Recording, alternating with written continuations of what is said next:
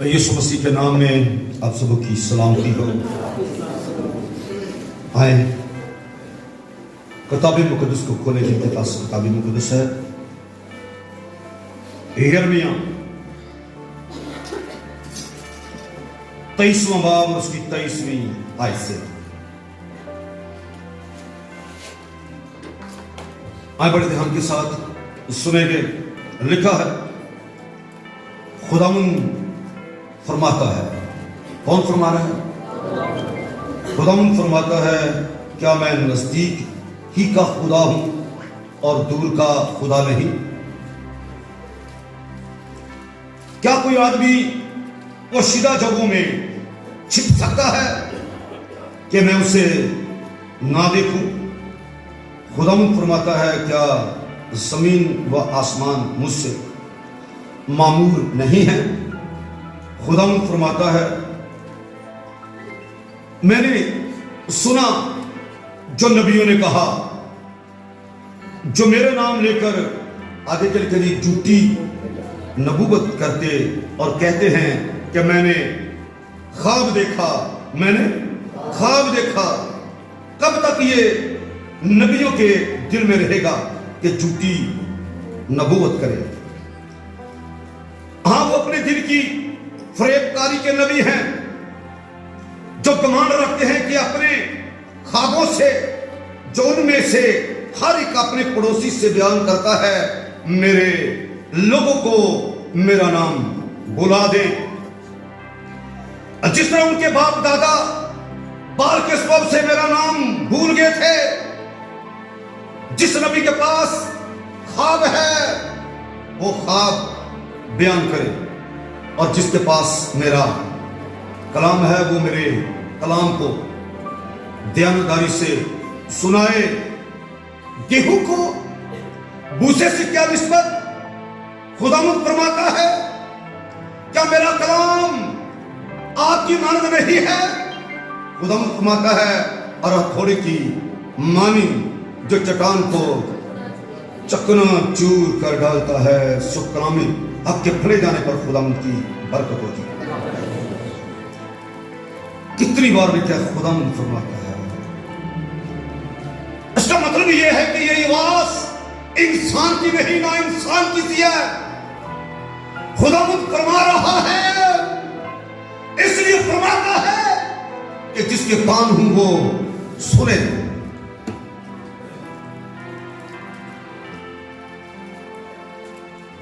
क्या मैं नजदीक का खुदा हूं?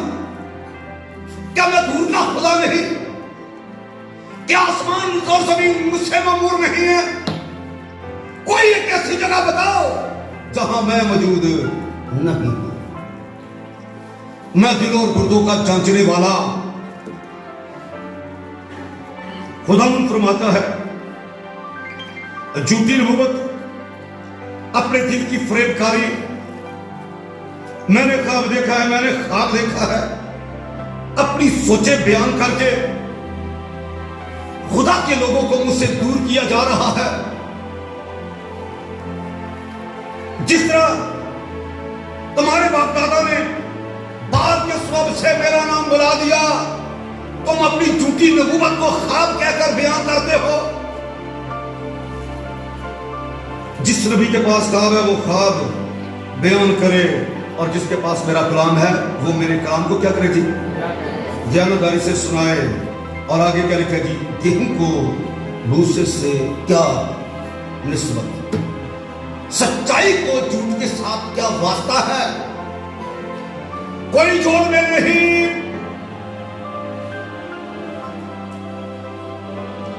झूठी नबूवत और सच्ची नबूवत का आपस में कोई जोड़ में नहीं। कौन फरमा रहा है? खुदावंद फरमाता है, क्या मेरा कलाम आपकी मानद नहीं है? गेहूं की अलग जगह है और भूसे की क्या है जी? अलग जगह है। गेहूं फर्क काम के लिए है, भूसा फर्क काम के लिए है। गेहूं के रखने की जगह अलग है, भूसे के रखने की जगह क्या है जी? अलग है। गेहूं को तो अपने खिते में जमा करता है, मगर भूसी को आग में झोंक देता है। भूसा आग में झोंकने के लिए है और गेहूं क्या है जी? जमा करने, अपने खित्ते में जमा करने के लिए है। इसलिए उनका आपस में कोई जोड़ मेल नहीं है, आपस में उनकी कोई निस्बत नहीं है।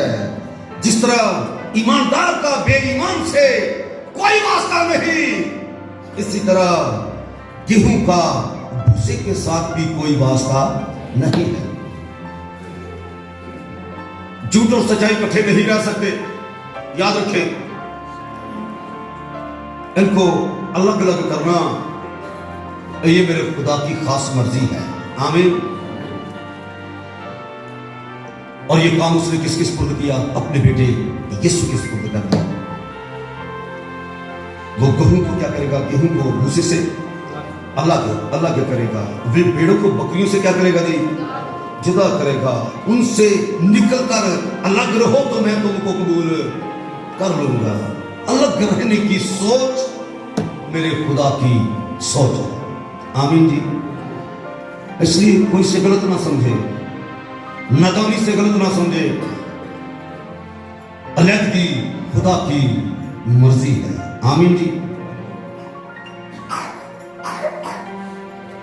और वो खुद ऐसे काम को करना चाहता है, गेहूं को भूसे से अलग रखना चाहता है। जिस तरह हमने सुना, कलाम दो धरी तलवार बांध के क्या करता है जी? काटता है। इस तरह कलाम पानी बन के क्या करता है जी? धोता है। ये हम सीख चुके हैं बातें।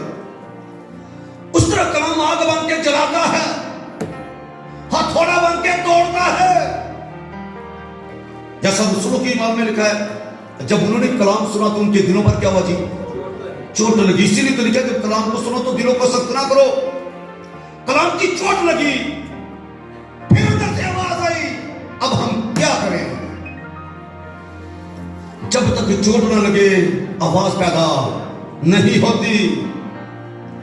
इस तरह जब तक कलाम की आग अंदर न लगे अलहदगी नहीं होती।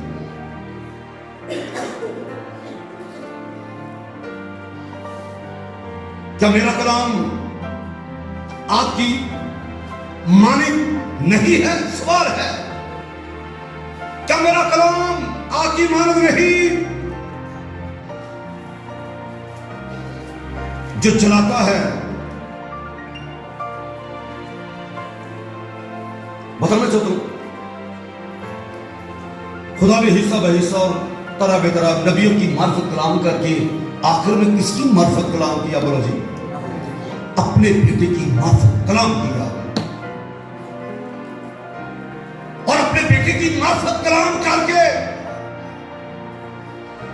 इन बातों की तस्दीक कर दी कि ये जो कुछ लिखा है वो सच है। आज मेरे साथ लूका की मार्फत लिखी गई इंजील निकाल के देखे जरा और सुने गौर से। लूका 12वां बाब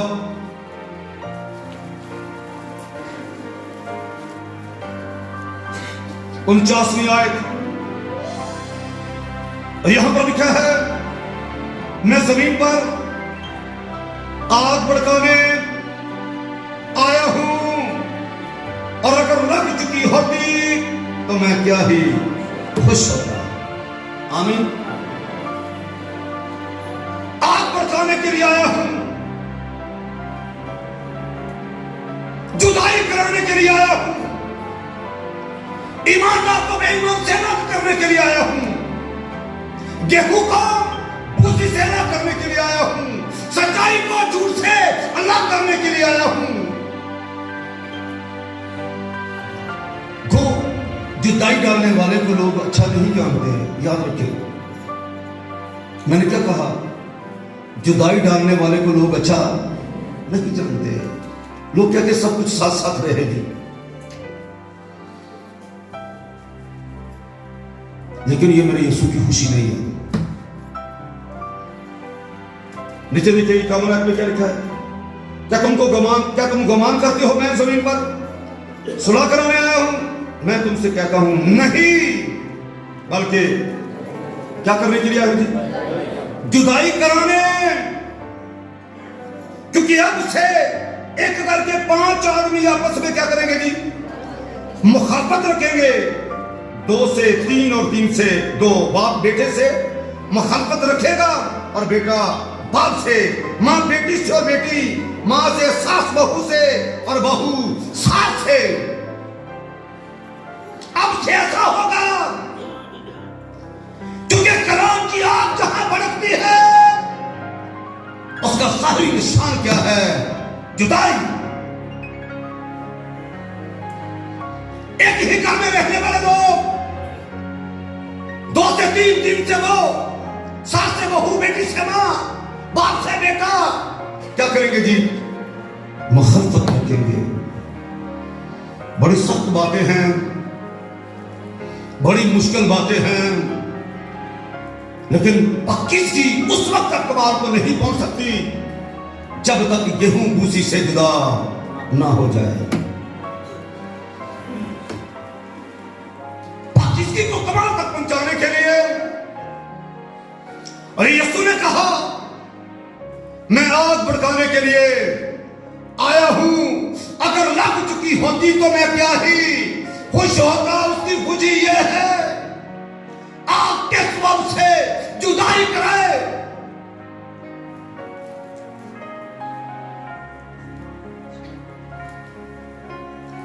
फिर कहूंगा जुदाई कराने वाले को लोग अच्छा नहीं जानते। बोले कि सच है कि नहीं? जुदाई कराने वाले को लोग अच्छा नहीं जानते, लेकिन याद रखो मेरे यीशु की मर्जी यह है कि रास्त आदमी नारास्त के साथ ना रहे, अच्छा आदमी बुरे के साथ ना रहे। ना रहने से मराद उसके बुरे कामों में शरीक ना। यह आग कब भड़कती है? जब एक दिन जिंदगी में एक दिन में ये कलाम लग जाती है, कलाम की आग भड़क उठती है ये आग, तो फिर वो बुरे लोगों के बुरे कामों में शरीक नहीं होता। तो क्या हो जाता है फिर? बोलो ना जी। जुदाई। ऐसे लोगों से लोग नफरत करना शुरू हो जाते हैं। बड़े बड़े सख्त जुमले भी लोगों के लिए बोले जाते हैं। लेकिन याद रखिए दुनिया खुश हो ना हो, पर मेरे यीशु की यही खुशी है। आमीन जी। मैं जमीन पर क्या करने के लिए हूं? आग भड़काने के लिए आया हूं। अगर लग चुकी होती तो मैं क्या ही। ये आग लगाने के लिए, कलाम की आग लगाने के लिए वो आया है। और जहां ये आग लगती है, भड़कती है, ठीक अलग अलग होना लोग शुरू हो जाते हैं। एक ही घर में रहते हैं, इकट्ठे खाते, इकट्ठे पीते हैं, लेकिन उनकी सोचें इकट्ठी नहीं होती। और पता कैसे चलता है? लेकिन दरख्त अपने फलों से पहचाना जाता है। जैसा दरख्त होता है उसके ऊपर फल भी वैसा ही होता है। याद रखिए कोई इंसान किसी के दिलों को नहीं जानता, गुर्दों को नहीं जानता, ये पादरी मुद्री की जानता है, लेकिन बाइबल ने ये सोच दे दी है और यीशु मसीह ने ये सिखा दिया है कि रक्त की पहचान उसका फल है। तुम उनके फलों से क्या करोगे? उनको पहचान लोगे। जितने मर्जी को दावे करे, अगर अंजीर के ऊपर अंजीर नहीं है तो वो क्या है जी? बेफल है। उससे फलदार बोलोगे जी? नहीं बोलोगे। तुम उनके फलों से क्या करोगे जी? पहचान लोगे। जैसे ख्याल होती हैं वैसे ही राह होती है।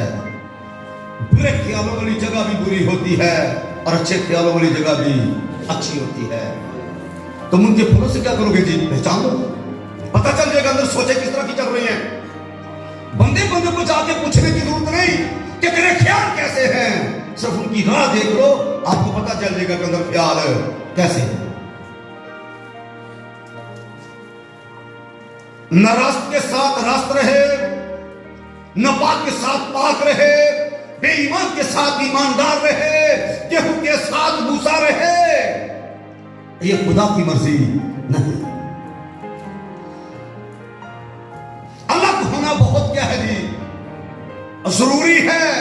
अलग रहना बहुत ही जरूरी है, क्योंकि यीशु यही काम करने के लिए आया। दोबारा सुन ले, अगर मुश्किल लग रहा है दोबारा सुन ले। 51 आयत, क्या तुम गमान करते हो मैं जमीन पर सुलह कराने आया हूं?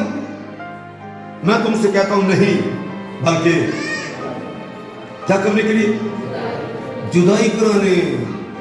वो जुदाई करवाने के लिए आया है। क्यों ऐसा करता है? उसका खास मकसद है। सुने गौर से। और इसके बारे में क्या सिखाता है? बुरी सोबतें अच्छी आदतों को क्या करती हैं? बिगाड़ देती। लोग ये समझते हैं कि मैं बुरे लोगों में बैठूंगा तो कोई फर्क नहीं पड़ेगा। बुरे लोगों के अंदर जाके कलाम सुनाने वाला जो होता है वो बुरे लोगों से कई गुना पावरफुल होता है रूहानी इत्मीनान से। जो उनके अंदर गलत की आग जल रही है, उसके अंदर पाकिस्तान की जो आग है, कलाम की जो आग है, कई गुना ज्यादा जल रही होती है। इसलिए वो उन पर गालिब होता है। बुरी सोचते क्या करेंगे जी? अच्छी आदतों को। बुरे लोगों में बैठोगे तो कभी ये ना सोचना मैं सही काम करूंगा। इसलिए मुक़द्दसों की रफ़ाक़त बड़ा खूबसूरत नमूना है। आमीन। क्योंकि लिखा है सबके साथ मेल मिलाप रखने और उस पाकीज़गी के क्या करो जी? तालब रहो जिसके बगैर कोई खुदा उनको ना देखेगा। गौर से देखते रहो, कोई खुदा के फजल से महरूम ना रह जाए। कोई कड़वी जल फूट के तुमको नापाक न कर दे। इसलिए गौर से देखते रहो, कहीं खुदा के फजल से महरूम ना रह जाओ। उस पाकीज़गी के तालब रहो जिसके बगैर कोई खुदा उनको ना देखेगा। बुरी सोबतों में बैठने वाला पाकीज़गी हासिल नहीं करेगा। बोले जी। कोयलों में रहने वाला अगर कहे मेरा मुंह काला रहा, बोलो जी, हो सकता है? नहीं हो सकता। इसलिए उनसे निकल कर क्या करो जी? अलग रहो। जो तुम्हारी ठोकर का स्वभाव है उनसे निकल कर अलग रहो। यहां पर वाज़े लिखा हुआ है मैं सुलह कराने नहीं बल्कि क्या करने आया हूं जी? जुदाई। बोले ना जी, जुदाई कराने के लिए। ये बात की बात है। बोले तो सही ना आप। क्या लिखा जी? मैं तुमसे कहता हूं। कौन कह रहा है? बोले जी यीशु कह रहा है। अपने पुराने अंग में सुना बारहा लिखा है, खुदा फरमाता है। यहां पर कौन फरमा रहा है? यीशु फरमाता है मैं तुमसे कहता हूं। क्या कहता हूं? क्या तुम गुमान करते हो कि मैं जमीन पर सुलह कराने आया हूं? मैं तुमसे कहता हूं बल्कि जुदाई कराने। बल्कि अब से एक घर के 5 आदमी आपस में क्या करेंगे जी? मुखालफत रखेंगे। और मैंने बेशुमार जगह पर यह देखा है कि जिन जिन जिंदगियों के अंदर कलाम की आग लगी हुई है वो जिंदगियां दूसरों से अलग नजर आती हैं। और ये यीशु को मामूली आग लगाने नहीं, मामूली आग लगाने नहीं,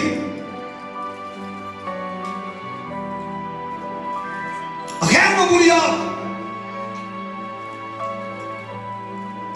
ऐसी आग जो आग की तरह फैल दी जाती है।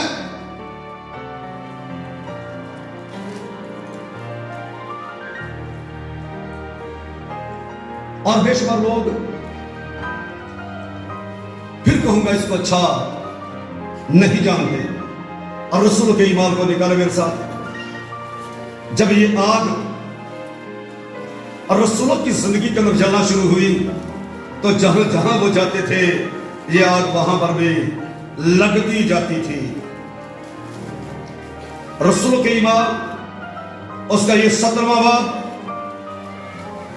जब पौलुस थिस्सलुनीके के एक यहूदियों के इबादत खाना में 3 सप्ताह तक लगातार ये कलाम की आग लगाता रहा, तब फिर वो आग ऐसी भड़की कि बेशुमार लोग उस आग की लपेट में आ गए।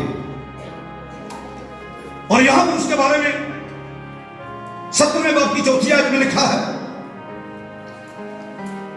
उनमें से बास ने मान लिया और पौलुस और सिलास के क्या हुए जी? शरीक हुए। और खुदाप्रस्त यूनानियों की एक बड़ी जमात, खुदाप्रस्त की बात हो रही है, इस गौर से सुने। खुदाप्रस्त यूनानियों की एक बड़ी जमात और बथेरी शरीफ औरतें भी उनकी शरीक हुई।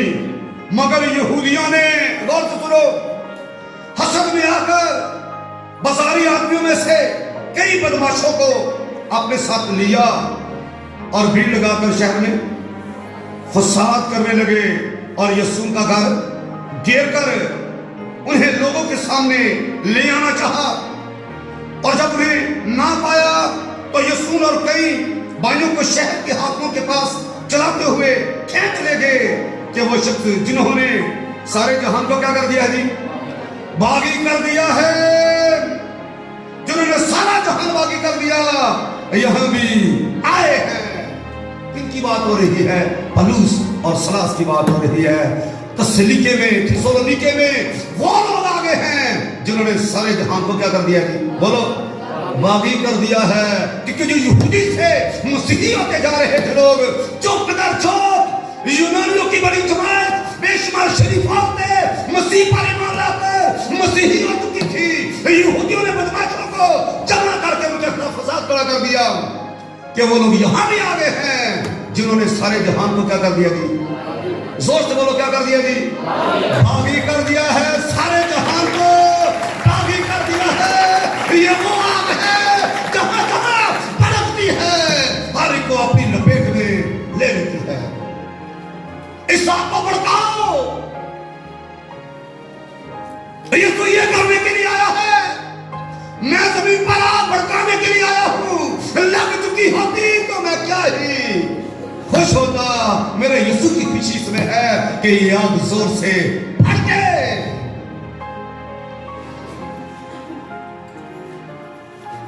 खुदा के खादम ने बड़ी खूबसूरत बात बताई। कहते मैं एक बस के अंदर था और मैंने खुदा का कलाम वहां पर सुनाना शुरू कर दिया। जब कलाम सुना गया तो 3-4 लोगों ने वहीं पर यीशु मसीह को क्या कर लिया जी, कबूल कर लिया। और वहां पर चंद और लोग थे और जिन्होंने यीशु को कबूल किया था उनके साथ झगड़ा करना शुरू कर दिया। जब उनको बिठाया तो बस स्टॉप पे रुकी तो मैं वहां से उतरने लगा तो लोगों ने मुझे रोक लिया। कहां जा रहे हो? यहां पर आग लगा के अब कहां जा रहे हो? यहां ठहरो। लोगों को भी ये पता है कि ये आग लगाने वाले लोग हैं। मेरा यीशु भी आग भड़काने के लिए आया और मुकद्दसों को भी क्या करना है, आग को भड़काना है। यादों की एक और किस्म की आग भी है जो गुनाह की आग है। गुनाह की आग पर अगर कोई गालब आग है तो वो कलाम की आग है। जहां जलती है गुनाह को जला के क्या कर देती है, राख कर देती है। इसलिए गुनाह की आग के खिलाफ कलाम की आग को भड़काओ। यीशु तो ये आग लगाने के लिए आया, ये आग भड़काने के लिए आया है। इसलिए यीशु के बाद और रसूलों ने और रसूलों के बाद आप ईमानदारों का ये काम है कि जहां जाओ आग भड़काते जाओ। अब वक्त बिल्कुल करीब है। ये आग अब कसरत से भड़केगी, पर इसका तरीका कर क्या है? जहां ईमानदार जाए इस आग को क्या करेगी, बोलो, भड़काता जाए, कलाम की आग लगाता जाए और गुनाह की आग को क्या करेगा जी, बजाता जाएगा। इस आग के लगाने का सबसे बड़ा फायदा आपको यह होगा, जहां ये आग लगेगी गुनाह की आग बुझती जाएगी। कलाम की आग को लगाओ गुनाह की आग को बजाने के लिए। गुनाह भी आग की तरफ फैल रहा है, कलाम भी आग की तरफ फैलता जाए। जिस जिंदगी में गुनाह आता है, गुनाह की आग लगती है, उस घर को खंडर बना देती है, उस जिंदगी को खंडर बना देती है। आपने किसी आग से जले हुए घर को देखा होगा, जलने के बाद वो घर कैसा होता है। ऐसा कोई ईमानदार होता है जिसकी आग में जब गुनाह की आग लगती है तो उसकी जिंदगी को भी खंडर बना देती है। ऐसे खंडरात को साफ करने के लिए, पाक करने के लिए, नेतोर से बनाने के लिए यीशु ने कहा मैं आग भड़काने के लिए आया हूं। और अगर लग चुकी होगी तो मैं क्या ही खुश होता। मेरे यीशु की खुशी है। दुनिया बुरा माने, किसी को अच्छा लगे ना लगे, पर यीशु कहता है मैं आग भड़काने आया हूं, और अगर लग चुकी होती तो मैं क्या ही खुश होता। मसीह के मददगार होने के नाते मसीह क्या हमारा दुल्हा है, और हम मसीह की क्या है, दुल्हन होने के नाते हमारा ये काम है उसके इस बड़े काम के अंदर उसकी क्या करें जी, मदद करें। इस आग को भड़काएं, इस आग को लगाएं, जगह जगह लगाते जाओ, ऐसी आग करके कि पूरा ये एरिया उस आग में जलता हुआ नजर आए। आमीन। क्योंकि ये आग पाक करती है, याद रखो, आग पाक करती है। और अगर कलाम की हो तो वो तो आपको पाकीज़ा बना देती है। इस आग को जिंदगी में क्या करो जी, चलने दो, ये आग चलती जाए। क्या मेरा कलाम आपकी मानद, बोले जी नहीं है, उसका कलाम आपकी मानद है। जहां वो हथौड़े की मानद है, जहां वो पानी की मानद है, जहां वो तलवार की मानद है, वहां उसका कलाम आपकी मानद भी है। तलवार बन के काटता है, हथौड़ा बन के तोड़ता है, पानी बन के धोता है, और आग बन के जलाता है। हर तरह की नापाकी जला के क्या करता है जी, राख कर देता है। इसलिए इस आग को भड़कने दीजिए। आमीन। रुकावट न बनो, आग को भड़कने दो, और जहां तक मुमकिन हो सके जहां जाओ इस आग को, बोले ना जी, भड़काते जाओ, लगाते जाओ इस आग को। अब वक्त है इस आग को बड़े जोर के साथ भड़काने का, क्योंकि यीशु कहता है अगर लग चुकी होती तो मैं क्या ही खुश होता। वो इसी से खुश होता है। यहां पर देखिए, जो लोग तलीम के खिलाफ खड़े हुए लोग उनको बागी कहते हैं। सुने गौर से, लोग किनको बागी कहते हैं, जो गलत तलीम के खिलाफ खड़ा हो जाए। एक वो शख्स है जो गुनाह करने पे तुल जाता है, खुदा के खिलाफ खड़ा हो जाता है, वो भी बागी है। लेकिन दुनिया उसको भी बागी कह रही है, जो लोगों को गुनाह की दुनिया से निकाल रहे हैं। नशेबाजों की मजलिस में से दो चार तौबा कर जाएं, नशेबाजों की नजर में वो बागी हो गया है, और उसको बोलते हैं तू हमें छोड़ के चला गया है, तू हमारी मजलिस में से निकल गया है। बोलो निकल जाना चाहिए कि नहीं? बदकारों की मजलिस से लोगों को निकालो, वो नाराज हो जाते उससे, तू हमें छोड़ के चला गया है, तू बागी हो गया है। बागी हो जाना चाहिए, बोलो कि नहीं जी, हो जाना चाहिए। दुनिया उसको बागी बोलती है जो बुरी राह छोड़ के अच्छी राह इख्तियार कर रहे, जो ऊंची ऊंची दुआ करना शुरू हो जाए, दुनिया उसको बागी कहती है। जो गैर कुरान में दुआ करना शुरू कर दे, लोग उसको बागी कहते हैं। जो खड़ा होकर कलाम सुनाना शुरू कर दे, दुनिया उसको बागी कहती है। तो मैं कहता हूं अगर दुनिया इसको बागी कहती है तो फिर हम इस बगावत को जोर से करेंगे। आमीन। अगर ये बगावत है तो फिर हर कोई ये बगावत करेगा। यीशु ने कहा मैं आग भड़काने के लिए आया हूं, अगर लग चुकी होती तो मैं क्या ही खुश होता। ऐसे मेरी दरखास्त है, गेहूं को भूसे से कोई निस्बत नहीं है, ईमानदार का बेईमान से कोई वास्ता नहीं है। ठट्ठाबाजों की मजलिस में बैठोगे ठट्ठाबाज बन जाओगे, मकसदों की महफिल में बैठोगे तो पाक बन जाओगे। पाकिज़गी को कमाल तक पहुंचाने के लिए मकसदों की जमात तैयार करो। याद रखो, जहां अच्छी तरबियत की जाती है खुदा के कलाम के मुताबिक, जहां रूह में दुआ की जाती है, रूह में दुआ की जाती है, जहां पर गुनाह के खिलाफ मुनादी होती है, जहां पर लोगों को कहा जाता है तौबा करो और गुनाहगारों की नजर में बागी बन जाओ।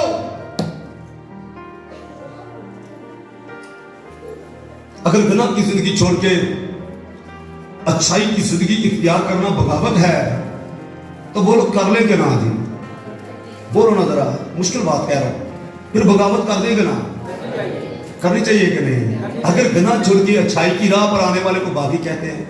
अगर गलत तालीम को छोड़ के, ये यहूदी थे, और यहूदी उस तालीम को छोड़ के उन्होंने मसीह की तालीम को कबूल कर लिया, तो यहूदियों की नजर में वो क्या है? बागी हैं। और यहूदी उनको पकड़ पकड़ के वापस लाना चाहते हैं और उनको कहते हैं यहां वापस आओ, ये तुम्हारी जगह है।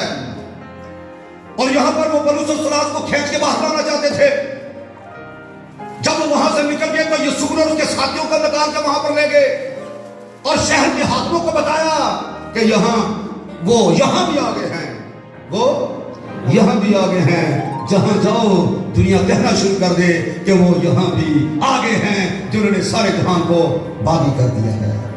कलाम की आग ऐसी आग है जहां बढ़ेगी, लोग बागी होंगे, गुनाह को छोड़ के सच्चाई की राह पर चलना शुरू हो जाएंगे। क्योंकि मेरा कलाम क्या आग की मानद नहीं है, जहां चलती है वहां नजर आती है। कोई मामूली से मामूली चीज वहां नजदीक, आग के नजदीक नहीं जाती। आग से हर कोई डरता है, बोलो ना जी। आग के नजदीक लोग जाना पसंद नहीं करते। इसकी वजह क्या है? क्योंकि वो जला देगी। इसलिए ऐसी आग बढ़ के कि जो कोई इसकी लपेट में आए वो भी आग बन के लोगों के दरमियान भड़कना शुरू हो जाए। आमीन।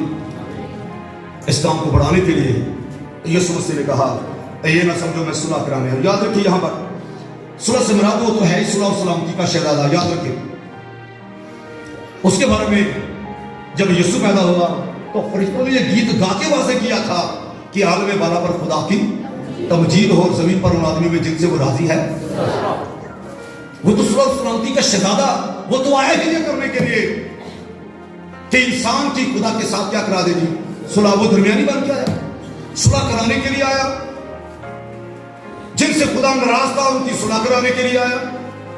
अब यहां पर जो लिखा है, मैं सुलह कराने नहीं, ये नहीं कि नापाक पाक के साथ रहे, बेईमान ईमानदार के साथ रहे। उनकी एक बात वो बोले ना जी, ईमानदार और बेईमान के फल एक जैसे होने चाहिए, बोले जी उनके काम एक जैसे होने चाहिए नहीं। इसलिए लिखा उनसे निकलता रहे। उनसे निकलने से मुराद यह है कि उनके बुरे कामों में शरीक आप ना हो।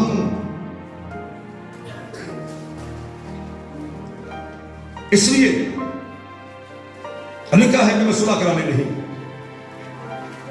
यानी इंसान की खुदा के साथ वो सुलह कराता है, पर वो ये नहीं चाहता कि बेईमान ईमानदार के साथ रहे।